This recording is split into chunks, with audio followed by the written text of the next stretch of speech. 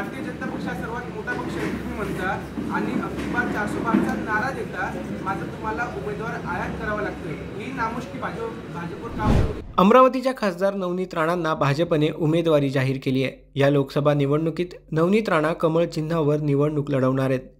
नवनीत राणांना भाजपने उमेदवारी जाहीर केल्यानंतर मित्र पक्षांनी तीव्र नाराजी व्यक्त केली आहे। शिवसेना शिंदे गटाचे आनंदराव अडसूळ, प्रहार जनशक्ती पक्षाचे बच्चू कडूंनी राणांचा प्रचार करणार नसल्याचं आधीच स्पष्ट केलंय।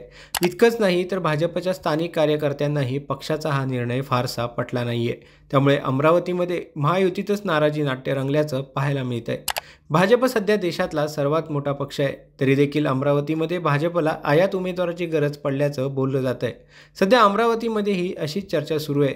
त्यामुळे भाजपवर इतकी नामुष्की का आली, हाच प्रश्न जेव्हा बावनकुळेंना विचारला असता तेव्हा त्यांनी काय उत्तर दिलंय तुम्हीच पहा। भारतीय जनता पक्ष हा सर्वात मोठा पक्ष आहे तुम्ही म्हणता आणि अब्दी बार 412चा नारा देता, मात्र तुम्हाला उमेदवार आयात करावा लागतोय। ही नामुष्की भाजपवर का होते? आम्हाला कुठलाही उमेदवार आयात करण्याची गरज पडली नाही। नवनीत राणाजी आमच्या सोबतच होत्या। त्यांनी 5 वर्ष अपक्ष निवडून आल्यावरही मोदीजींच्या प्रत्येक संसदेमधल्या कायद्याला, मोदीजींनी केलेल्या विकास कामाला, मोदींच्या नेतृत्वातल्या सरकारला पूर्ण 5 वर्ष पाठिंबा दिला। त्या मनाने आमच्यासोबत होत्या आणि आहेत।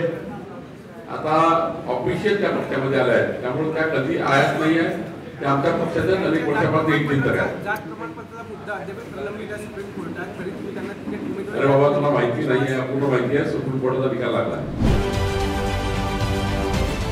राजकारणातील प्रत्येक अचूक बातमीचे सर्वात आधी अपडेट्स मिळवण्यासाठी सरकारनामाच्या सर्व सोशल मीडिया प्लॅटफॉर्मला लाईक, फॉलो आणि सबस्क्राईब करा।